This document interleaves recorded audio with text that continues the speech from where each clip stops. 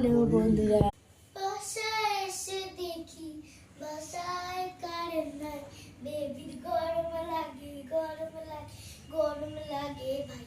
আমি অন্ধকারে চলে বাতাস দিয়ে যাই, বেবির গরম লাগে ভাই।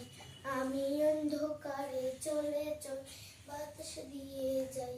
তো কেমন হয়েছে বন্ধুরা? রুমটা অবশ্যই কিন্তু জানিও। দেখো ঢুকে এন্ট্রান্স থেকেই একটা বড় মিরর আছে, যে হাজব্যান্ড বেরোচ্ছে এবার স্নান করে। তো দেখো মামাম কিন্তু এখানে খুব সুন্দর একটা দিয়েছে, দেখেছো তো? এটা খুব সুন্দর জায়গা, আমার তো ভীষণ ভালো লেগেছে। তো দেখো এই যে টিভি ক্যাবিনেট, আর এই যে বেডটাকে আমরা আমাদের যেমন ওরকমভাবে আমরা গুছিয়ে নিয়েছি।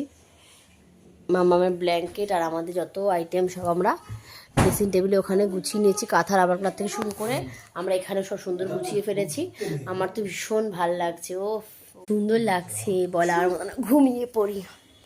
বাসায় এসে দেখি বাসায় কারেন্ট নাই, বেবি গরম লাগে ভাই। আমার চোখের তলায় নিচে তো কালি পড়ে যায়।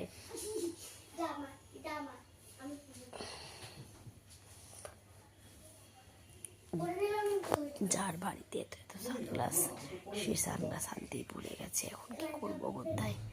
হাজব্যান্ড কেমন করে বললাম, কে একটা বললো ঠিক আছে একটা কিনে দেবো চলো। বেশি দামের দরকার নেই, অল্প 100-200 টাকার মধ্যে কিনে দেবো। বলে হ্যাঁ হ্যাঁ ঠিক আছে। এই হচ্ছে অবস্থা। মেয়ের সানগ্লাস মেয়ে তো পড়ে না, মেয়ের সানগ্লাস নিয়ে যাই, পড়ে না। বলে না আমাকে চশমা দাও, পাওয়ার বেড়ে যাবে, তোমরাই তো বারণ করো।